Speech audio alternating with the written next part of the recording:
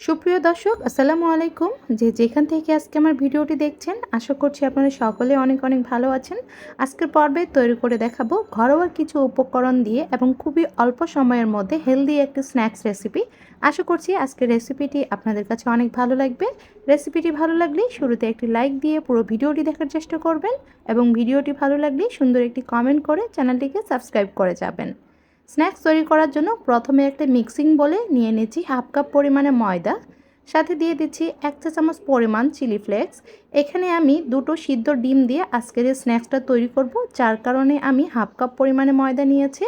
আপনারা চাইলে বেশি ডিম দিয়ে যদি নাস্তাটা তৈরি করতে চান তাহলে ময়দাটা কিছুটা বাড়িয়ে নেবেন।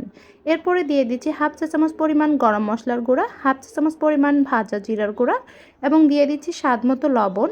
এখানে লবণটা 1/4 চা চামচ পরিমাণ হবে। এখন সবগুলো শুকনো উপকরণ একসাথে ভালোভাবে মিক্স করে নিচ্ছি। মেশানো হয়ে গেছে, এরপরে দিয়ে দিচ্ছি নর্মাল পানি। অল্প অল্প পানি দিয়ে একটা ঘন ব্যাটার তৈরি করে নিব। এই ব্যাটারটা খুব বেশি ঘন বা খুব বেশি পাতলা করা যাবে না, মিডিয়ামভাবে তৈরি করে নিতে হবে। আমরা যেমন বেগুনি তৈরি করার সময় বেগুনের ব্যাটারটা যেভাবে তৈরি করি ঠিক সেরকম ঘন করে এই ব্যাটারটা তৈরি করে নিতে হবে। তো এই কারণে পানিটা অল্প অল্প করে অ্যাড করতে হবে, একবারে পুরো পানিটা দেওয়া যাবে না, যাতে এই ব্যাটারটা কোনো প্রকার পাতলা না হয়ে যায়। তো যাই হোক, আমার এই ব্যাটারটা কিন্তু রেডি হয়ে গেছে। আমি আপনাদেরকে এই ব্যাটারের ঘনত্বটা দেখিয়ে দিচ্ছি। তো ব্যাটারটা পুরোপুরি রেডি। আর এখানে দেখতে পাচ্ছেন আমি দুটো সিদ্ধ ডিম নিয়েছি। ডিম দুটাকে এখন আমি ছোট ছোট পিস করে কেটে নিচ্ছি। একটা ডিমকে আমি 8টা ভাগে ভাগ করে নিব, আর এভাবে আমি দুটো ডিমকেই পিস পিস করে কেটে নিচ্ছি। আজকের এই স্ন্যাক্সটা খুবই অল্প সময়ের মধ্যে এবং ঘরোয়া কিছু উপকরণ দিয়ে ঝটপট তৈরি করে নেওয়া যায় এবং খুবই হেলদি একটা স্ন্যাক্স রেসিপি। চাইলে আপনারা বাচ্চাদের টিফিনেও এই স্ন্যাক্সটা তৈরি করে দিতে পারবেন। বাচ্চাদের প্রতিনিয়ত একই রকমের টিফিন না দিয়ে মাঝে মাঝে যদি আলাদা করে টিফিনটা দেওয়া হয় তাহলে তাদের খাওয়ার আকর্ষণটাও বেড়ে যায় এবং তাদের পুষ্টির চাহিদাটাও কিন্তু পূরণ হয়ে যায়। এছাড়া এই স্ন্যাক্সটা বিকালে চায়ের সাথেও খেতেও কিন্তু খুবই ভালো লাগে, সবাই অনেক বেশি পছন্দ করে। তো অবশ্যই একবার হলে ট্রাই করে দেখবেন, আশা করছি আপনাদের কাছেও খুবই ভালো লাগবে।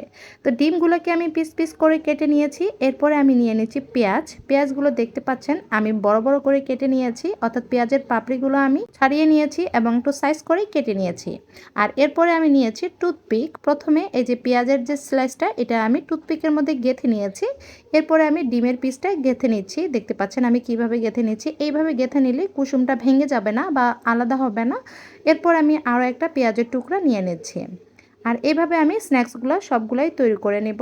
আর ময়দা দিয়ে আমি যে ব্যাটারটা তৈরি করে নিয়েছি সেখানে আপনারা ময়দার পরিবর্তে আটা কিংবা বেসন দিয়ে কিন্তু এই ব্যাটারটা তৈরি করে নিতে পারবেন। হাতের কাছে যেটা থাকবে সেটা নিলেই হবে। তো যাই হোক, একে একে আমি সবগুলো স্ন্যাক্স তৈরি করে নিয়েছি। এখন এই ব্যাটারের মধ্য দিয়ে আমি এই স্ন্যাক্সটা কোট করে নিচ্ছি, দেখতে পাচ্ছেন। তো কোট করে নেওয়া হয়ে গেলে আমি সরাসরি তেলের মধ্যে ছেড়ে দিব। এই জন্য আগে থেকে কিন্তু চুলাতে তেলটা বসিয়ে রাখবেন। তেলটা যখন ভালোভাবে গরম হয়ে যাবে সে পর্যায়ে স্ন্যাক্সটা ছেড়ে দিতে হবে। তো এই জন্য আমি আগে থেকে তেল গরম করতে চুলাতে বসিয়ে দিয়েছি। দেখতে পাচ্ছেন তেলটা কিন্তু বেশ ভালোভাবে গরম হয়ে গেছে। এখন আমি স্ন্যাক্সগুলো দিয়ে দিচ্ছি এবং এক পাশটা যখন ভাজতে ভাজতে কিছুটা শক্ত হয়ে যাবে সে পর্যায়ে আমি উল্টিয়ে দিব এবং এভাবে উল্টিয়ে পাল্টিয়ে সবগুলো স্ন্যাক্স আমি ভেজে নেব। যখন সুন্দর একটা কালার চলে আসবে সে পর্যায়ে স্ন্যাক্সগুলোকে আমি নামিয়ে নেব। আর হ্যাঁ, এখানে কিন্তু তেলটা আমি একটু বেশি করে নিয়েছি, দেখতে পাচ্ছেন। আপনারা কম তেল দিয়ে যদি ভেজে নিতে চান সেই ক্ষেত্রে কম তেল দিয়েও ভেজে নিতে পারবেন, সমস্যা নেই। তবে ডুবো তেলে ভেজে নিলে কি হয়, এই নাস্তাটা অনেক বেশি ক্রিস্পি হয়, যার কারণে খেতেও কিন্তু অনেক বেশি ভালো লাগে।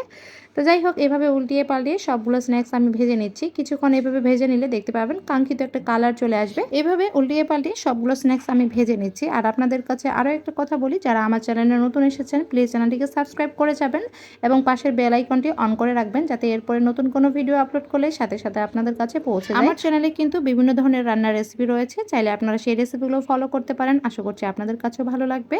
তো এইভাবে একে একে সবগুলো স্ন্যাক্স আমি ভেজে নামিয়ে নিয়েছি। দেখুন কতটা পারফেক্ট হয়েছে আর কতটা মুচমুচে হয়েছে।